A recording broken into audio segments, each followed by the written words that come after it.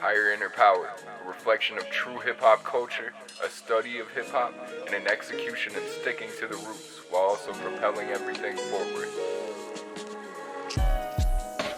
Welcome back to another episode of Higher Inner Power. I'm your host, Frazier, aka Supernova, out here in Denver, Colorado, enjoying this beautiful weather, enjoying the Nuggets championship, the Nuggets finals, you know what I mean? They're absolutely killing it right now. So shout out to the Denver Nuggets. Shout out to each and every one of y'all listening and tuning in.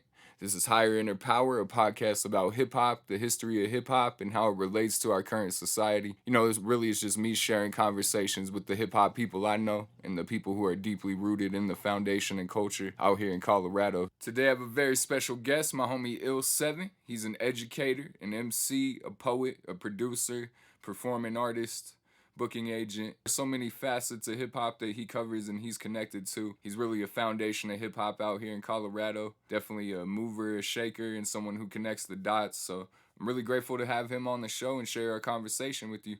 Hope you enjoy. What's good, y'all? It's your boy Frazier. We're in the studio here with Se7en. Appreciate you joining me today. Thank you for having me, man. Yeah, most definitely. Just tell the people a little bit about yourself and just how you got into the culture of hip-hop. Sure, man. Yeah. So my name is Se7en. I'm an artist, creator, educator.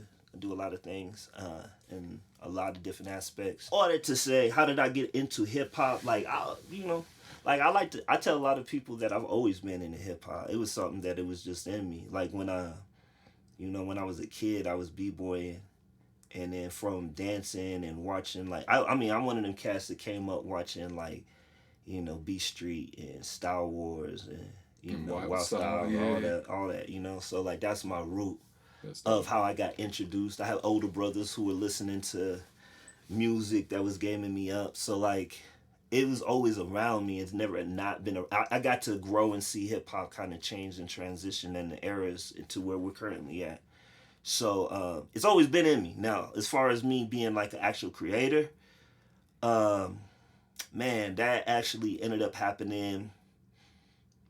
I think when I was probably at 12, I started writing and just creating just rhymes for myself. And then at that point, I was still living in Las Vegas, and I was living in between Las Vegas and the Bay Area and Vallejo. So I was listening to, at that point, a lot of Too Short. I was listening to a lot of who I was listening to during that time, Richie Rich. X-Rated, all that, a lot of that Bay stuff, a lot of LA stuff. Yeah. So because I was in the West Coast, so I was highly, at that point. Is that where you were born? Yeah, I was born in Las Vegas. Okay. Yeah, I was born in Las Vegas. My pops was in the military, so we moved from Las Vegas. I moved in the East Coast for a while when I was a kid. I lived in Limestone, Maine. And then from Limestone, Maine, we moved back to Cali and then back to Vegas. And now and then landed here. So yeah, man, I got to see different sides of the culture, but a lot of the West Coast influenced me heavily. So that's what I was into. I was a dancer. I was into popping, and then after that, I started writing, and then the writing was a secret, And one of them things I did, I just didn't tell people what I was doing, and I used to memorize raps. You know what I'm saying? I used to listen to a lot of old school stuff, memorize it. And then it just got me writing, you know what I'm saying? I used to listen to a lot of my pops used to listen to hip hop, the old school stuff, he was listening to Grandmaster Flash and the Furious Five. He was listening to all of that. The original hip hop artists. All of that, you know. And then my brother's listening to Rakim. He was listening to a lot of EPMD, all that. So they all kind of influenced me when I was coming up. Even to this day, it influences my style and things that I do. On top of those, are there any other artists that really influenced you? I was highly influenced early on by a lot of Tribe Called Quest was big influence when I was starting to really learn about music, hip hop, stuff like that. Third Bass, I used to listen to a lot of that. Oh yeah. I used to listen to Brand Nubian. I was a kid in that era, bro. I was 11, 10 in that era. But it was highly something that influenced me. So I was just always in the background. And then you know, I listen to corny stuff too. I listen to Kid and Play. You know what I'm saying? Like house party stuff, you know, all that Yeah, shit classic. was, yeah, a big influence on me when I was coming up. And then as I got older, bro, the biggest artist that influenced me uh, early on, it was Rakim. Like Rakim was a big influence on me, bro. Like it was because of the movie Juice. You know what I'm saying? That song "Close to the Ledge." Uh, that was something that influenced me highly. His style, the way he spit, especially during that era, it was something that, and it was like one of the first beats that "Close to the Ledge." Man, I remember I was like in like a little hip hop cipher show, and that was the first beat that I ever rapped on was the "Close to the Ledge" beat off of Juice. You know. Yeah, that's probably why it sticks with you so much too. Facts, big facts, you know. Most Def, definitely. Yeah, well, that's one of my favorite MCs of all time. Yeah, sure. Most Def. I know that dude. I've met him a few times and that's awesome. Got a chance to chop it up, bro. He's a cool cat, man. Like, yeah, Black Star was a huge that Raucous era, like that whole Raucous era was huge. Reflection Eternal was dope. All of that, bro, heavily influential on me. Freaking you know, freaking LP back then was killing it. I mean, there was so many Cannibal Ox. I mean, there was so many cats coming off of Rockets that were ill, bro. Yeah. And I was big into that, bro. Like, when I was coming up, bro, like, by the time I got into, like, you know, really my element of hip-hop, bro, like, in, you know... When did you come to Colorado? So when I came to Colorado... I was probably like 12 or 13 at that point, bro. Yeah, and you said you started rapping when you were 11. Yeah. Okay. Yeah. So like in Vegas, us the kids would like cipher around lunch tables. We would bust rhymes. Yeah. And that's kind of how I first got introduced to like knowing I could like rap a little bit. Mm. And then by that time I was just writing. And by that time I got to Denver, it was like one of my biggest outlets was just writing. You know what I'm saying? Just creating. And I used to like make tapes back in the day. I used to make beat tapes and freaking bust freestyles and record myself like freestyling and all of that shit. So that's how I like really first started writing and really getting into rap early on, man. Was finding underground tapes and listening to like underground stations and shit like that back in the day, making tapes and busting freestyles and all that. Hell yeah. What year did you come to Colorado? 1995, 1994. No, I came here like 1994, 1995. Okay. So like when I got here, I was a very West Coast hood kid when I came here, bro. I was very different from a lot of the people I was around, and it took them a while to adjust to me and for me to adjust to them. Yeah, how did you see the hip hop scene grow here? Or you know, I'm sure you saw it go through its own changes. You know? Oh, bro, I seen it. Yeah, I mean, so like, I guess context, right? Like how I got into hip hop initially, bro, is like I got into Christian hip hop.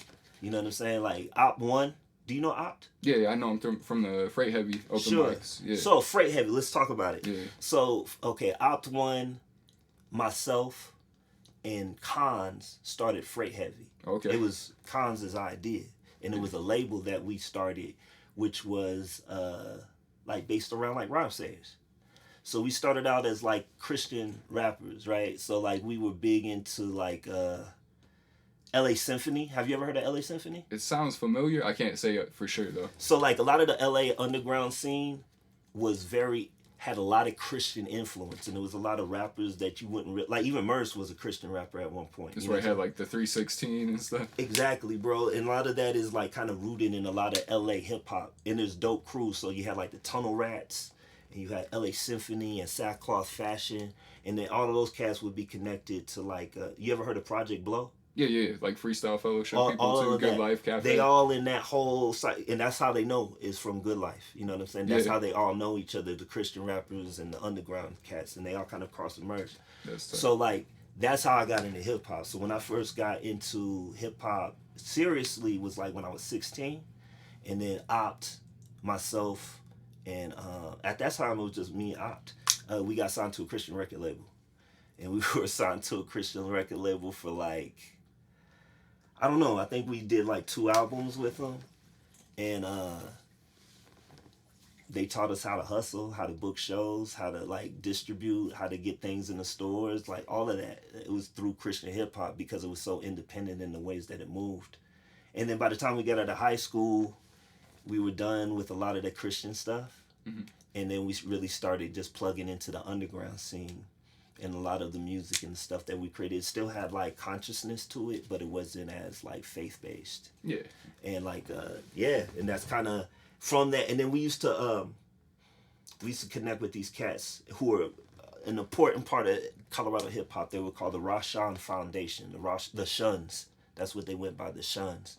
And they were like our OGs. So like they were the first ones to introduce us into like the ASR 10 production. I mean, this shit is old, bro. Like, we were fucking recording, like, on that in reel to reel. Like, that's in the 90s, you know what I'm saying? So, like, that's how bad, and we were in high school at that point. So, that's how we got into it. That was the first things that we were recording. We were recording off of, like, the ASR 10 production. And then when we went to the studio, we would have to rent a reel, and then we would record on the reel. That sounds so old now thinking about it, bro. But, yeah, that's exactly how we started. And then from that, you know, Cons became our DJ. We became a crew called Isolated Generation 4-5. He was the original part of our crew, our Isolated Generation. So 4-5, Op 1, myself, Cons. This cat named Solam, who's a dope singer. He lives in Phoenix, Arizona. And SP Double. That's crazy. Yeah, that was our crew. But we ended up splitting ways. So Isolated Generation became Solam. It was no beef. It was just a difference, and we were young and we're going in different directions. So it became Salam, Khan's, Opt, and myself. And that was Isolated Generation. And that's how I got started into the hip-hop scene, connecting into the hip-hop scene. Like, I used to go to, like, underground parties when I was, like, 16, 17. And all these cats that are now my OGs, or them that were my OGs, they used to let me in. And it would be, like, 21 cats older. And I used to just soak up hip-hop, bro. I used to just go and used to hit walls, all that, So that was the introduction into hip-hop, bro. It was very underground. Most of the shit happened at, like, there used to be this techno club called Synergy. Now, and then they had tracks, all that. Like, that was all things that we used to hit, And that's where a lot of the shows would happen. And there used to be this other place called Rock Island. We used to have a lot of shows there. So, like, when we were first starting out, bro, it was just, like, literally, like, you would make a show up and freaking call up the homies and, like, have a warehouse party and it'd be a jam. You know what I'm saying? That's hip-hop right there. Denver is very rooted in that. You know what I'm saying? Like, even now, like, I work with No Easy Props, which is out in LA. It's based out of LA. But Asia One, like, if you ever want to get into the depths of hip hop history, she's one of the most important pieces of Denver hip hop history for a variety of different reasons. But mainly, she was one of the first female members of Rocksteady crew. And she traveled, like, she still travels, like, internationally doing dance and, all this. But she started the culture of the scene here she had like a clothing shop, a hip-hop shop, where she was getting gear from New York, she's getting gear from LA, Chicago, and she would bring it here to Denver. And yeah, man, she would have shows out of her shop, and that started, like, really the root of the hip-hop scene out here. She was one of the most important pieces to it because of I forget the name of her shop right now. It's an important name. It's like in some documentaries too. But yeah, bro. So from that, like, me and my crew, I grew up in between Montbello, and then I grew up in Thornton.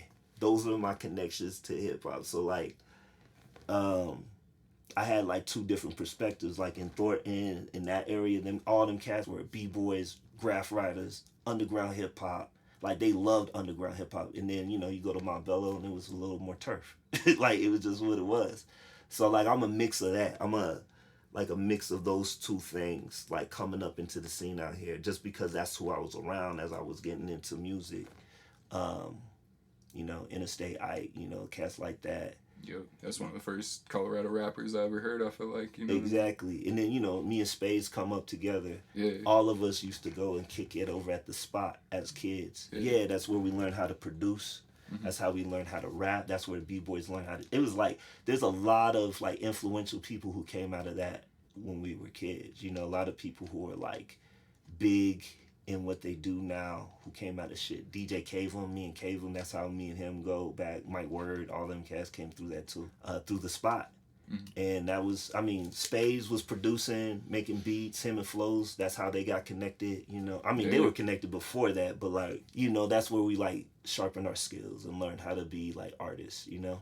Because it was before the time of like us being able to get laptops and like go and like put a setup, you know.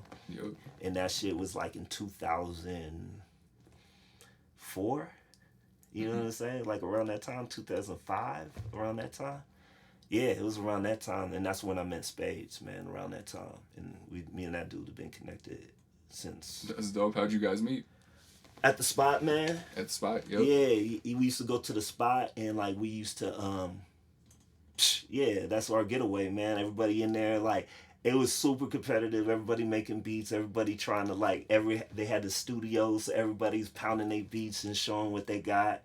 And then they used to also let us be able to record, you know what I'm saying? So, like, we're exchanging ideas. Everybody got different styles. Everybody listening to different things at that point, you know what I'm saying? So, like, it was a lot of different perspectives of, like, how to make music there. And it was a lot of different perspectives of business, too. So, like, that's where me and Spades met, just, like, being in the studio and knowing he was dope and, like, wanting to be around dope people. You know what I'm saying? Like, he sharpens, him and Flows.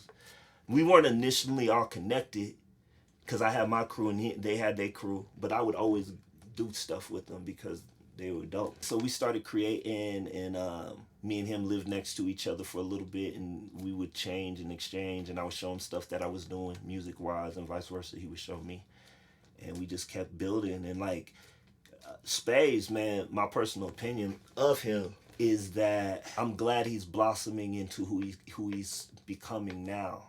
And like he went through a lot to become who he is. You know what I'm saying? He's went through a lot of life to get to the point of where he's at. Yeah, you could tell that about him. You know? Yeah. And like I like to, like people, he knows what I'm talking about when I say that, but I call him like he's like the John Coltrane of hip hop. Like that's how I kind of envision him, dope. Like in the styling and who, like I don't even know if he completely understands it, but like he's truly as a lyricist, he's a jazz musician in the things that he does with lyrics. You know what I'm saying? Yourself as well. You know what I'm saying? I respect that about him because that's highbrow and that's high art. You know what I'm saying? That's not something that everybody does. You know what I'm saying? So I appreciated him from a young person into now as a lyricist doing those things. And that's somebody who, him and Flows, like I say the same about Flows too and his abilities as a producer and just seeing him be able to grow who he is. Like both of those dudes are, they're blossoming into who they're supposed to be, and it's fun to see that as they evolve, you know? And it's fun to see the movement and everything that's happening, you know? Yeah, shout out to Ronsville, man. There's some cool ass cats. Yeah, I'm glad I met them. Man, you know, I met them through the Mutiny Cafe. So you're one of the people who helped set that open mic up, right? Hell yeah, do you want to talk about that? Sure, yeah. So there's a few things. So just like I said, Cons, Opt, and myself, we have always been like, our strengths as a crew is that we were always able to make our own opportunities. You know what I'm saying? Like, we always had, like, a creative business mind when it came to setting up things. So a lot of how we moved has always been like that. You know what I'm saying? So, you know, as we kind of evolved into our who we were and what we were doing, we put on a lot of shows. And we started putting on concert series. All that to say, it had been some years that we all connected. And me and Opt had been talking about creating a movement of like a new underground circuit. Because like me and him were noticing like the OGs was kind of like, you know, they still here. But like they, you know how I was telling you when we were off that older artists need younger artists to reinvent themselves. Yeah. You know what I'm saying? If they're forward thinking, like a Devin the Dude is a forward thinking dude. You know, Zumbi from Zion is a forward thinking dude. A lot of these artists who survive in the underground, Rhyme Sayers, all them cats, they're forward-thinking dudes. So they connect with younger artists because it helps revitalize their careers and it helps the younger artists to get co-signed. And then you build together and now you're a new art. You're still the same artist, but you got a whole new demographic you get to engage. You know what I'm saying? Yeah. So our thoughts was to build that. You know what I'm saying, within a circuit.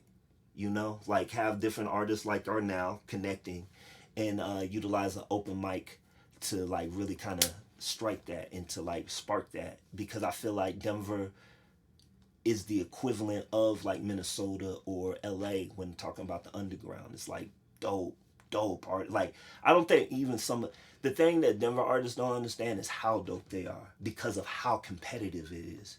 So like when you start traveling and you start comparing your art to other artists and you think about what you do as an artist, because you're here in Colorado, you produce, right? You engineer, right? You write. And then on top of that, you're hearing everything everybody else is doing, which makes your sword sharper because you're competitive. Not even in a negative way. It's like, yo, that was dope. I'm going to have to outdo that somehow, or I have to do that my way. You know what I'm saying? Yeah. So, like, Denver artists, because we move like that, it makes it super dope. It makes it super dope. And, like, that's the thing that a lot of artists don't understand out here, is that because it's a competitive culture, just because it's so little, or it's not a big market, there's a lot of talent here that when you travel you realize it. And the thing that Opt and Cons and myself have always known is that the infrastructure of a tour circuit and the ways that artists move, it happens. Like there's a lot of artists who tour out here, but as a movement, as underground, we ain't doing it like that. And like the thing that made like rhyme sayers popular, because I was there for a lot of when they were cultivating, is that they worked amongst each other and they featured on each other's stuff and they helped network each other through like this network of underground. You know what I'm saying? That's how it works. This time that we're in, we can do that even more so, building up our fan base on the internet. You know what I'm saying? Like your fan base is there. They get to see you physically. Like a lot of the time they only experience you on the internet or with the things that you say, you know what I'm saying, or through your music. So like when you do now a performance, it's like, yo, man, I get to see this dude in real life. It's a different connection, more so than artists understand. Yeah, I think in-person connection is the best. You know, there's no replacing it. Nah, there's none. Like, it's the most authentic and, like, real exchange, even performing-wise. Like, when you're performing with energy of people and they giving you energy and you giving them energy, like, they're making you better and you're making them hype. You know what I'm saying? Like, it's a good synergy when it's done, when it's done well, you know? So, you know, like, creating those opportunities is really the movement of what Freight Heavy is. You know what I'm saying? And like we had to do it like that because when we came in the scene, like even more so then and now, but I like that about the scene that is happening now because it's got a little bit of that, you know, like, you know, it's a little rough, you know what I'm saying? Like, yo, you better earn it, which is important because like when we were coming in the scene, we didn't get nothing easy. Like the OGs would not put you on nothing. They weren't cool. It wasn't that they were assholes necessarily. It was just like the hip hop mentality and culture and the ways things move. So like a lot of the time, they were gonna make you fight for it, and we fought for it a lot of the time when we were coming up. But a lot of it ended up being like, you know what? Have it, homie. We'll build our thing over here, which was dope because then you build your own movement, you know, your own scene, and you build the own culture, you know. So what ends up happening is we start building our thing. The OGs start noticing it. They want to be a part of it, but they kind of jaded. So we have a whole young scene of things that are coming up, which always happens. And, you know, that's where a lot of where we came from within Isolated Generation and the Freight Heavy movement and everything that we went around that. That's kind of how the root of it started. The Freight Heavy nights that we have right now, that they have, because I'm not as much involved in it as I was or used to, mostly just because my life, my kids, and my career has been kind of like, that's where I'm at. But like everything that everybody has cultivated within those nights that are happening is ill, bro. Like every time I'm there and I hear like the OGs and the youngsters who are coming in and killing it, it's just like, yo, this is hip hop right here, bro. Like this is what it's about. So for real, I've been inspired by that. Actually, I needed it myself, bro. I had like a time where I was kind of on pause.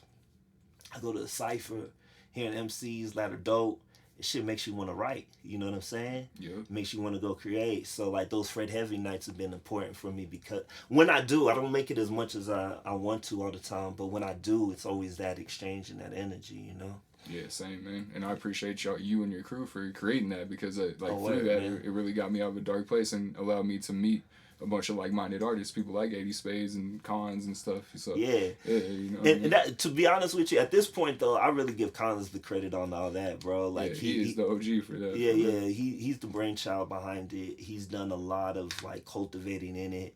I pulled back, bro, like 2021, 2022. I was just like trying to figure my everything out. You know Yeah. what I'm saying? So to when you know, Small Boy Funk too. Like to see Yeah, them for real.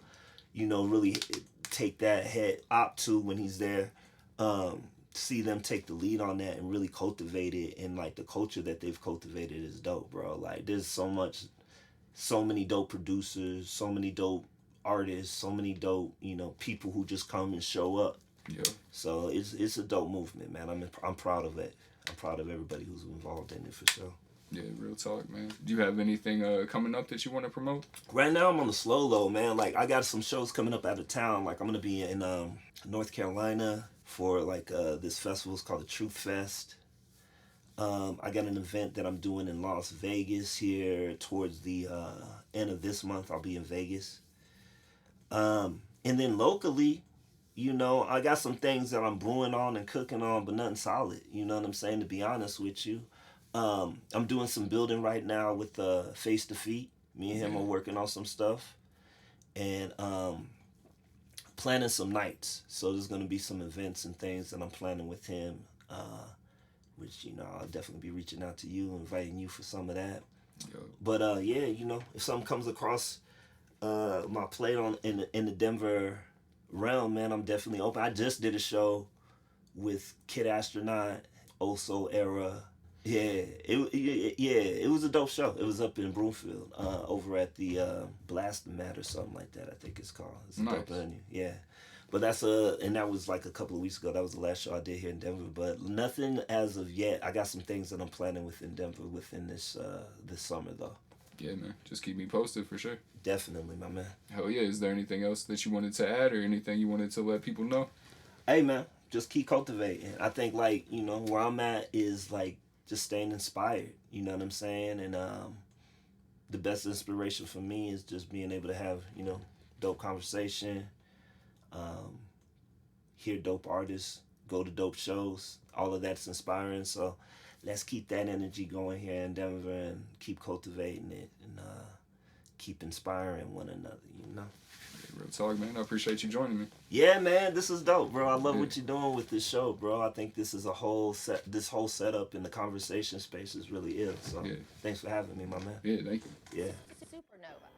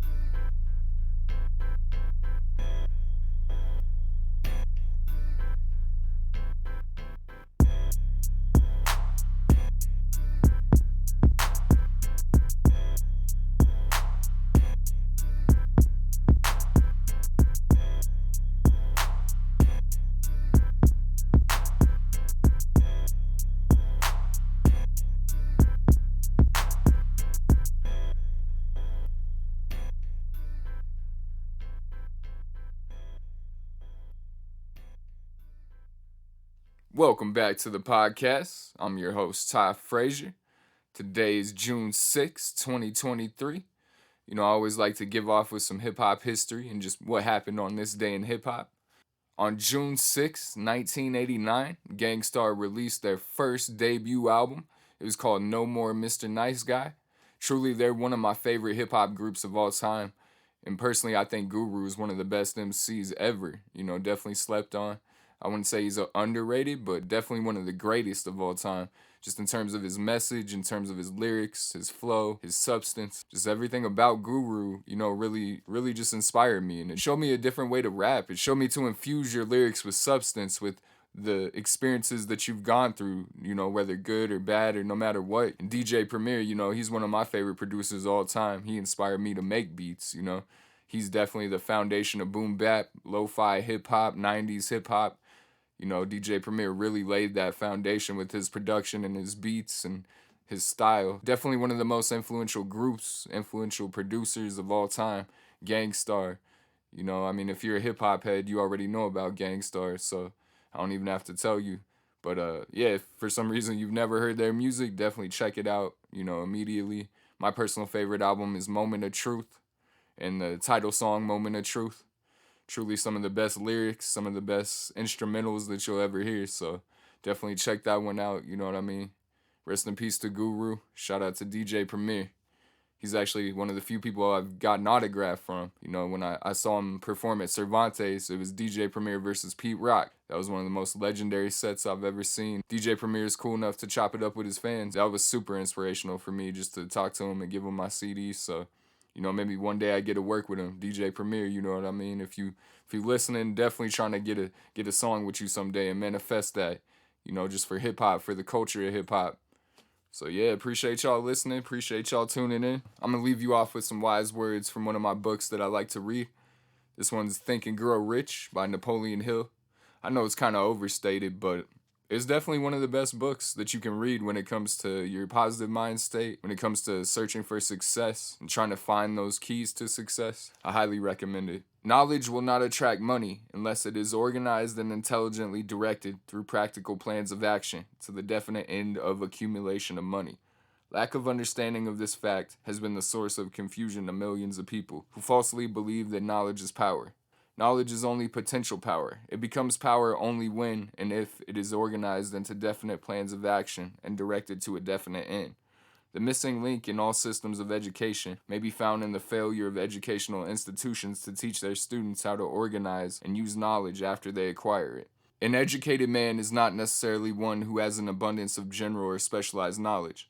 An educated man is one who has so developed the faculties of his mind that he may acquire anything he wants or its equivalent, without violating the rights of others. So really, that's deep, especially when you break it down to the school system and how they indoctrinate us and teach us only a certain way. Really, knowledge is only potential power. Like you said, if you use it, you have to take action. You have to create definite plans. You have to utilize that knowledge to attain what you want. Otherwise, it's just potential within you. And there's nothing wrong with that. There's nothing wrong to learn. We learn every day. You should always challenge yourself to learn something new and to keep evolving and keep growing. But just know that your knowledge is only power if you utilize it, if you put it into action, if you create plans and then use your knowledge and what you've learned and gained in this lifetime to create what you want. It doesn't have to be material necessarily. It just has to be experience. It has to be life. Create the path of life that you choose. Definitely check out Think and Grow Rich by Napoleon Hill. Definitely one of my favorite books. Appreciate y'all tuning in on this beautiful day. This has been Higher Inner Power with Ty Frazier. Hope you have a beautiful day, a beautiful week, a beautiful evening. I'll catch y'all next week. Peace.